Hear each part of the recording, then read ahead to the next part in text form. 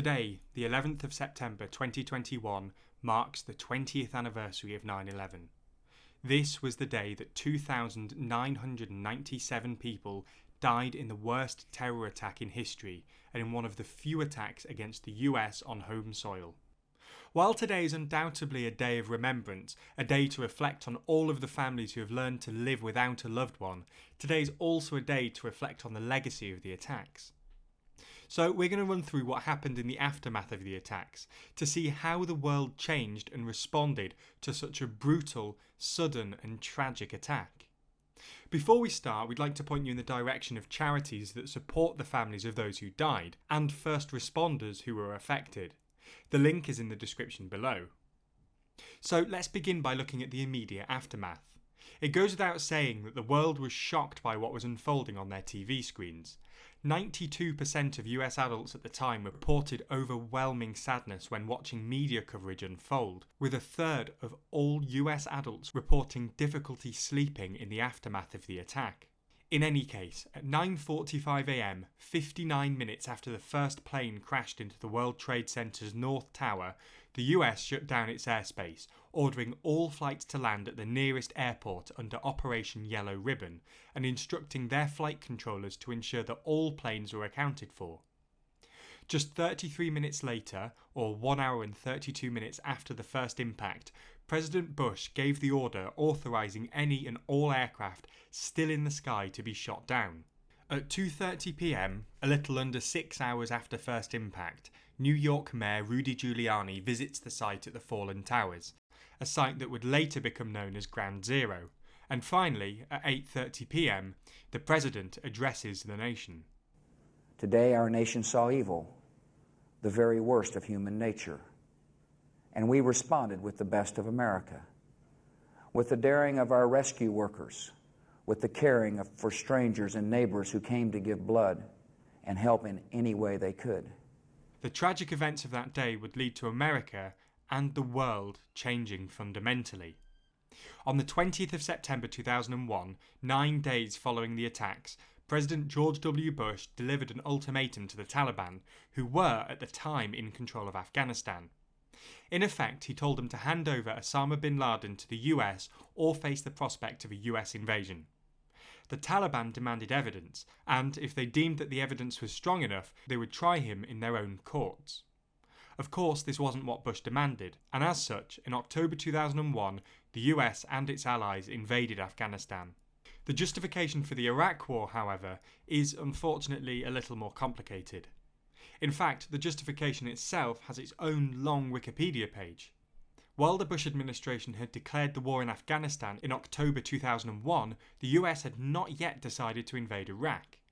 However, by the end of November, Bush's inner circle began to think through possible justifications for such an invasion. In a memo dated November the 27th, 2001, Donald Rumsfeld, the Secretary of Defense, suggested that finding links between Iraq and 9/11, or a dispute over weapons of mass destruction, could potentially trigger a conflict. In 2002, the US government argued that Iraq had weapons of mass destruction, and used this as a justification for the war.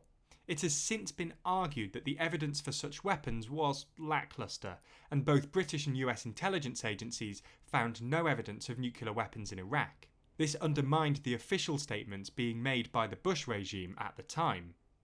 Nonetheless, the US government managed to get the UN to pass Resolution 1441, which authorised weapons inspections, and which threatened serious consequences if Iraq didn't comply.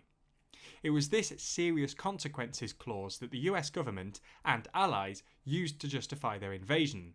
They didn't invade with a specific resolution allowing them to do so, causing some to question the legality of such action. Now, you may be reasonably wondering how the Iraq War was linked to the attack on the Twin Towers and the Pentagon in 2001.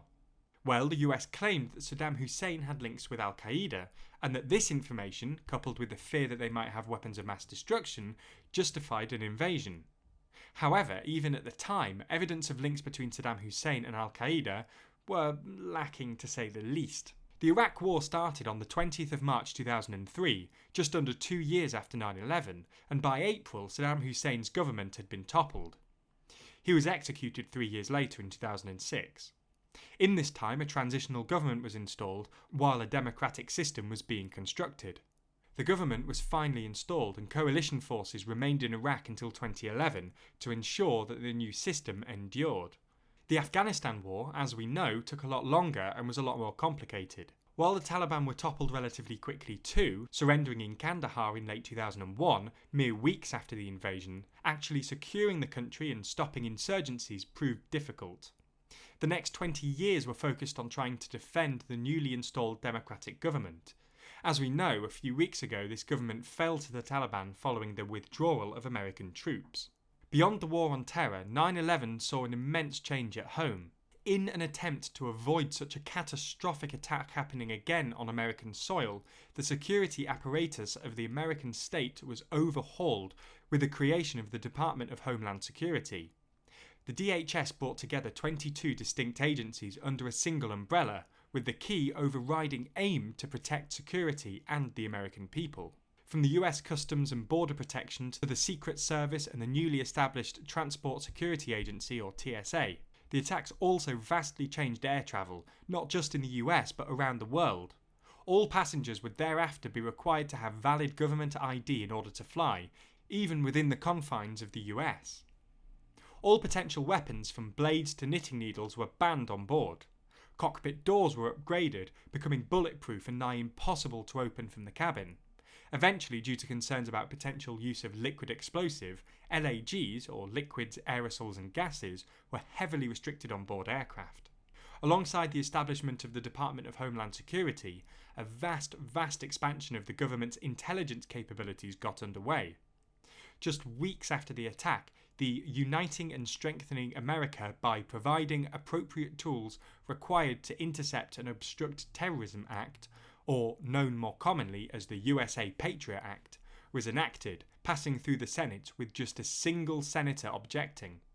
The act gave huge powers to law enforcement. Investigators were given the power to conduct electoral surveillance to target suspected terrorists, increasing penalties for terrorist offences and, crucially, allowing for business records to be examined under national security grounds, or Section 215.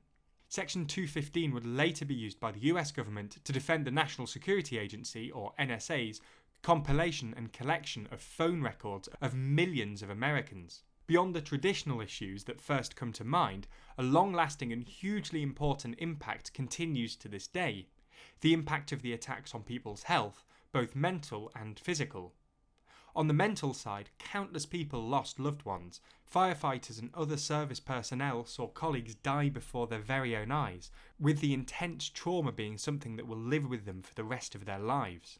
On the physical side, as the two towers burned and subsequently collapsed, a plume visible from the International Space Station of toxic ash and dust filled Lower Manhattan and Brooklyn. From the inhalation of silica dust, from the pulverization of concrete and asbestos to sulfuric acid and lead, subsequent analyses have consistently shown the dust that remained over New York for several months was widely toxic. This has all left first responders and residents marred with respiratory problems.